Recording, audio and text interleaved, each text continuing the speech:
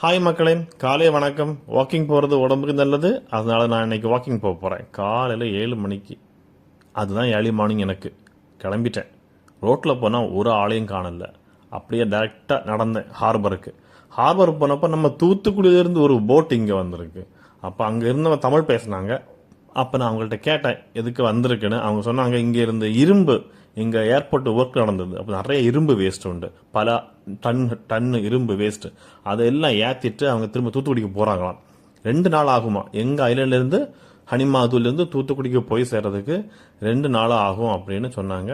சரி, கொஞ்ச நேரம் அவங்கள்ட்டையும் பேசிட்டு பக்கத்தில் ஒரு ரோரோ வெசல் இருந்து அதையும் பார்த்து வீடியோ எடுத்துட்டு அப்படியே கிளம்பி வந்தேன். இந்த பக்கம் வரும்போது கண்டெய்னரில் 2-3 ரூம் மாதிரி கட்டி வச்சுருந்தாங்க. அது எதுக்குங்கிறது கிளியராக எனக்கு தெரியலை. ஃபியூவல் ஸ்டேஷன் ரெடி பண்ணுறாங்கன்னு நினைக்கிறேன். அப்படிதான் தோணுது. ஆள் இல்லை கேட்கறதுக்கு. நார்மலாக இந்த மாதிரிப்பட்ட இடத்துல எல்லாம் ஆட்கள் கூடி உட்காந்து கதை பேசிட்டு இருப்பாங்க. இப்போ இந்த ஃபாஸ்டிங் டைம் அதனால காலையில் யாருமே வீட்டை விட்டு வெளியே வரல, எல்லாரும் வீட்டுக்குள்ள. பாருங்க, எந்த ரோடை பார்த்தாலும் வெறிச்சோடி தான் கிடக்கும். இது பழைய காலத்து வீடு, கோரல்ஸில் தான் கட்டியிருக்காங்க இந்த வீடெல்லாம். நான் இதை பற்றி ஒரு ஷார்ட்ஸும் போட்டிருக்கேன். நீங்கள் அந்த வீடு ஷார்ட்ஸை போய் பாருங்க. சரியா? நான் ஃபஸ்ட்டு பார்த்த ஒரு ஆள் என்ன போகுது இன்னைக்கு. வேற யாரையும் பார்க்கல. ஒன்று அந்த சின்ன பையன்.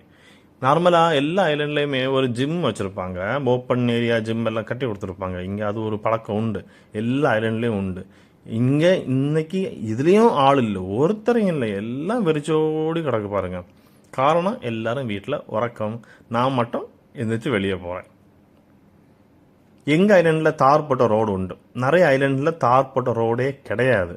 எங்கள் ஐலண்டில் நிறைய ரெஸ்டாரண்ட் உண்டு, கடைகள் உண்டு. நிறைய ஐலண்ட்லாம் ரெஸ்டாரண்டே இல்லாத ஐலண்டெல்லாம் உண்டு. இன்னைக்கு இங்கே ரெஸ்டாரண்ட் போட்டி இருக்கு. காரணம், மதியானத்துக்கு அப்புறம் தான் திறப்பாங்க, சாயங்காலம்.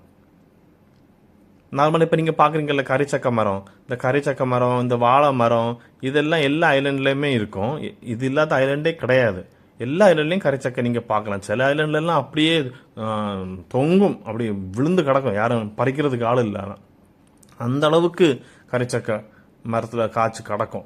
ஏன்னா அவ்வளவு யூசேஜ் இல்லை. இவங்க சிப்ஸ் போடுவாங்க அந்த கரிச்சக்கையை வச்சு. இதெல்லாம் பீச் சைடு இவங்க கட்டி விட்ட அந்த ரெஸ்டிங் பிளேஸ் மாதிரி. இப்போ ஒழுங்காக மெயின்டைன் பண்ணாமல் எல்லாம் நாசமாக போய் கிடக்கு. கடலும் கொஞ்சம் உள் வாங்கி இருந்தது. சரி, வந்ததுக்கு கடலையும் கால் நினச்சிட்டு அப்படியே திரும்ப போகலான்னு கிளம்பிட்டேன். இனி வீட்டுக்கு தான் போகணும். போகிற வழியில் பார்த்தேன் இங்கே நிறைய வீடு. இது நான் கொஞ்சம் வருஷமாகவே பார்க்குறேன். இந்த வீடெல்லாம் இந்த கட்டி முடிக்காமல் யூஸ் இல்லாமல் அப்படியே கிடக்கு. எவ்வளோ பைசா வேஸ்ட் தெரியுமா? என்ன பண்ணுறது, யாராவது கொடுக்குறது தான் இவங்களுக்கு. எங்கள் ஐலண்டில் ஒரே ஒரு ஸ்கேட் பார்க் இருக்குது, அதுதான் இது. இங்கே குழந்தைங்க டெய்லி ஈவினிங் கடந்து நல்லா ஜாலியாக விளையாடுவாங்க. ஹனிமாது ஸ்கேட் பார்க். இதில் அந்த குழந்தைங்களுக்கு ஆர்ட் இருக்குது, நீங்கள் பார்க்கணும். சூப்பராக வரைஞ்சி வச்சுருப்பாங்க. இங்கே பாருங்கள், நல்ல குழந்தைங்க செல்ஃப் ப்ராக்டிஸ்லேயே நல்லா ஸ்கேட்டிங் பண்ணுவாங்க. சின்ன குழந்தைங்க எல்லாம் ஈவினிங் வந்தால் பார்க்கலன்னா அது இன்னொரு வீடியோ எடுத்து நான் போடுறேன் ஈவினிங்கு. சரியா? நீங்களும் டைம் கிடச்சா வாக்கிங் போங்க. எங்கள் ஐலண்டை பற்றி வேறு ஏதாவது தெரிஞ்சுக்கணும்னா கமெண்ட் பண்ணுங்கள். நான் எங்கள் ஐலண்டை பற்றி வீடியோ நிறைய போடுறேன். Tata, bye bye, take care, see you.